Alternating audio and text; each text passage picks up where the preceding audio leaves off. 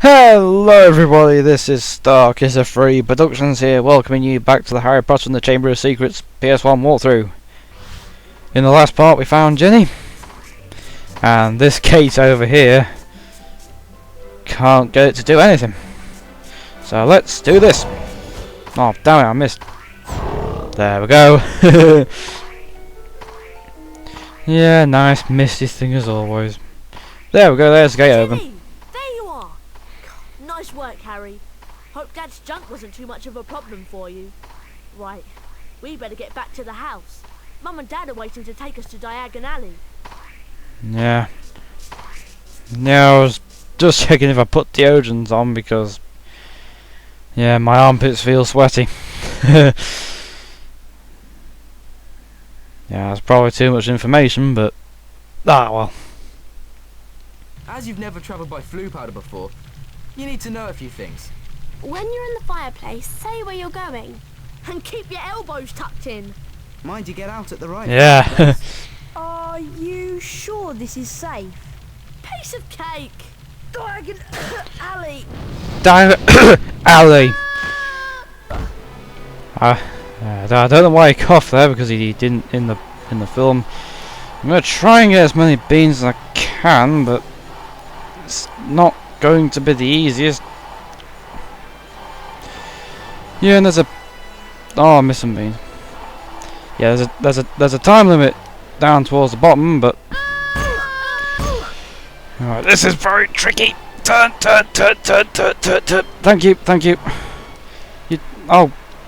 Face forward, Harry. Damn it. Oh god, fire.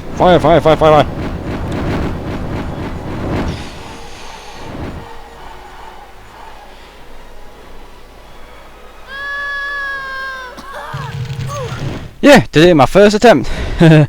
Yeah, that was good because sometimes it takes me more than one attempt to do it because that corner I talked about was a bit hard. Harry had no idea where he was. All he could tell was that he wasn't in Diagon Alley. Evil-looking masks stared down from the wall and rusty spiked instruments hung from the ceiling. The sooner I get out of here, the better. Harry heard a noise from the door nearby, and two blurry shapes appeared on the other side of the glass. Harry looked quickly around and spotted a large black cabinet. He shot inside it and pulled the doors closed, leaving a small crack to peer through. Seconds later, a bell clanged. Yeah. And Draco Malfoy stepped into the shop. Mhm. The man who was with Draco could only be his father, Lucius Malfoy. Touch nothing, Draco. Mr. Malfoy was trying to sell the shopkeeper certain dark magical items that he didn't want the Ministry of Magic to find out about. Harry went to Flourish and Blots to buy his books. While he was in there, Gilderoy Lockhart, Hogwarts' new defense against the dark arts teacher, was signing his latest book. Nice big smile, Harry. Together you and I were at the front page. Harry met up with Ron and Ginny Weasley. Lucius and Draco Malfoy were also there. Famous Harry Potter. Can't even go into a bookshop without making the front page. Ginny, who was very fond of Harry, defended him. Leave him alone. He didn't want all that. Lucius Malfoy insulted the scruffy state of the second-hand books Ginny had bought. I suppose those books are the best your father can give you. Lucius plucked a copy of A Beginner's Guide to Transformation from Ginny's cauldron, examined it briefly, and then replaced it. No one at that time realized how much of an effect this gesture from Lucius Malfoy would have on their lives, and they all left the shop none the wiser. They found the car in Charing Cross Road, and after making it invisible, flew it into the sky over London. They saw the Hogwarts Express far below, and followed it for some time. Yeah, you may have noticed that there's a flashing green thing at the bottom. Yeah. For some reason that always happens when I go through that green fire at the end of that slide thing. But anyway, let's get to it. Looks like we've lost the train. Let's check out that tunnel.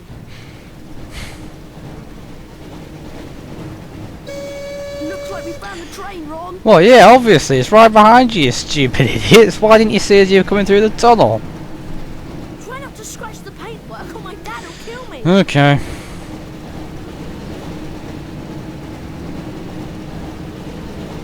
Pick up the speed boost to stay ahead of the train. And watch out for any obstacles. Okay. Alright, where's the... There it is. There it is. Yeah, don't worry about scratching the car on the wall because it doesn't really do anything to it at all. Well, not from what I've noticed anyway. Come on. Oh, God, I nearly crashed into the traffic lights. Yeah. If you crash into objects like traffic lights, and the car will get damage on it, so...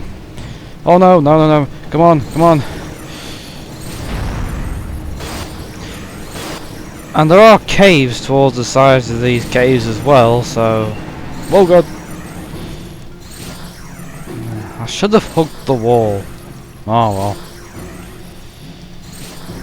I'm trying to see where the... Yeah. Well, nope. Yes, making things with terrible... Ah, here it is. Yeah, making things with terrible controls is something that Argonaut was very good at doing. You know, because Croc, the controls were very stiff and it was... I guess it was like controlling a tank or something. Come on, come on. We must be near the end of these tunnels. Oh no no no no no! Come on, come on, come on! I don't want to be hit by a train because if you hit by... Keep going, Harry. We've got to reach the end of the tunnel soon. Because being hit by a train does a lot of damage, so... Yeah, if you hit by it twice, that's it. You're dead. Right. Now it's time... Almost there, Harry.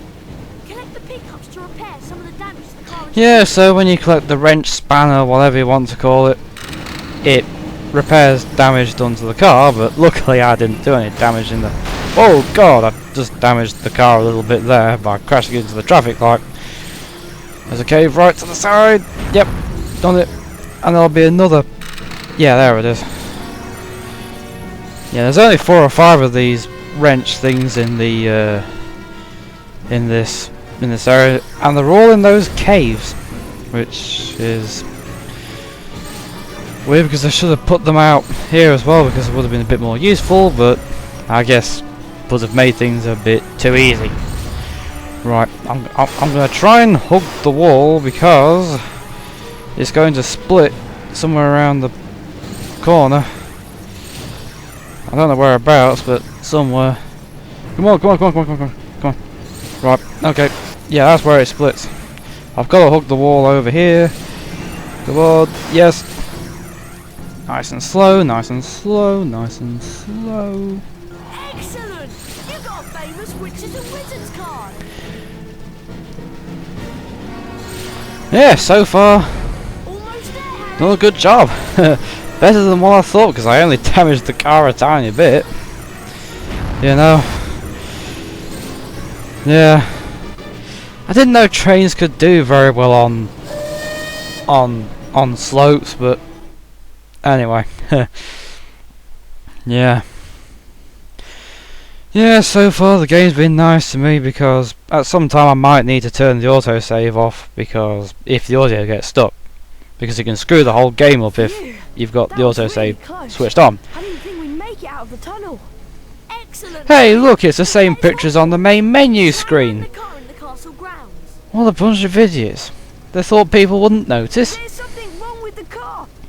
I don't have control anymore. Anyway, let's just, yeah, I know what's coming now. Behind that tree! Yeah, its eyes are much higher than its mouth, that's for sure. Help! I can't get out! Harry, you need to get close to the tree. Oh and my cast God. a spell at what looks like it's I can mouth. see you through the text. Come on, come on. Don't hit me. Yep, there we go. Nintendo! Yeah, this shouldn't take too long. There we go. Nintendo! Oh God, here's where it gets hard. Oh, I shouldn't have picked up the frog. Damn it! Oh, stop trying to hit me with the car. Shoot it in the mouth, Harry! Yep, one or two more and it should be... Nintendo! Oh god. Nintendo! There we go. Yeah, that was pretty easy, and the car just randomly drives off and he falls out for some reason. Anyway. There we go. By the time Harry and Ron had escaped from the Whomping Willow, the sorting ceremony had already begun. Oh dear. They peered in at the Great Hall and watched as the aged-old sorting hat placed new students into the 4 Hogwarts houses, as it had for so many years past. Harry remembered putting the sorting hat on a year ago, and for a few horrible seconds he had feared the hat was going to put him into Slytherin, along with Draco Malfoy. Not Slytherin, eh? Well, if you're sure, better be Gryffindor! But of course, he had ended up in Gryffindor, along with Ron and Hermione. As they watched the sorting, Harry noticed that at least one teacher was missing from the staff table. Hang on, where's Snape? And then, from behind him came the voice Harry dreaded to hear. It was Professor Snape, Harry's least favorite teacher. I'm waiting to hear why you two didn't arrive on the school train. It was a great start to the term, thought Harry, as they followed Snape to his office. Once there, Snape nastily admonished them about flying the car to Hogwarts. You will go immediately to your common room, and I will think about how to... Yeah, that last part wasn't voiced by the actress Snape, that was voiced by... Yeah, the last part of what Snape said was voiced by Stephen Fry. And that was also another thing I wanted to talk about, because in the European version of the game, the story was... in the European version of this game, the narration was provided by Stephen Fry. Whereas in this, the American version is provided by a different person called Jim Dale. And but bits of Stephen Fry's voice acting do remain in the American version. You know, like with the with the sorting hat and that last part of what Snape said. You know. But Can you believe our luck? Fred and George must have flown that car 5 or 6 times, and they've never had an accident. I really thought we'd get expelled for sure. Come on, Ron. Let's go to the Gryffindor common room. Do you think you can remember the way? No problem. Follow me. yeah, can't cast any spells yet. Yeah. Yeah, okay. Yeah. Now, these pictures on the walls over here, I think are of the people who were involved with the development of this game, you know, people from Argonaut. Because I think that's what it said on the ending credits. And that guy with the funny guitar looking instrument over there, it said that his name was Richard Griffiths, and when I first heard that I thought, whoa, hang on a minute. Because I thought it was the same Richard Griffiths who played Vernon Dursley. Yeah. Okay, that woman I think was involved with the development as well, and was she young? I don't know. But anyway, so that door of the oh, here it is. Harry Potter mustn't stay at Hogwarts. Yeah. Yeah, sometimes it'll also go right. Yeah. He brought the knights to life, but that's nothing too surprising because that's what happened in the first game anyway. So it's nothing new, you know. Right. And up here we have... Wow! Harry Potter! It's really you! I'm Colin Creevy. I'm in Gryffindor too. Would it be alright if I took your picture? Not really. Everyone told me about how you survived when you-know-who tried to kill you. And you really do have that lightning scar on your forehead. It's brilliant here, isn't it? Yes, whatever you say. Oh god! That was close. Right. Did I miss? Nah. And don't jump into that fire because you'll hurt yourself. Flying a car right into the Whomping Willow? People will be talking about that one for years. Brilliant! What an entrance! Yeah, was that Gryffindor guy Asian? We'd better get to the common room before Snape sees Because us. it definitely sounded like it to me when it flying a car right into the Whomping Willow. Yeah, sounds a bit Chinese. Out of Bounds, I'll talk more about that later. Keep Out, you can never access that, so don't bother. And let's go into here, because sometimes I forget it for some reason. Yeah, we're going to the Great Hall, just like the first game. I mean, that entrance hall was mostly the same as it was in the first game anyway, but with different doorways and stuff. Only a few minor differences though, so we can hear talking even though there's no one really in there. Random chessboard, and of course Dumbledore's chair and the hourglasses. You can't get into the chair anyway. Yes, the hourglasses is where you get your house points and whatever. Right. Okay, I'm going to be stopping the video soon anyway, because we're over 16 minutes right now, so might as well use the remaining time to check the Great Hall to see if I've forgotten anything. And as in the first game, the game slows down a little bit, but I guess it's probably trying to display more than what it can handle or something. Okay.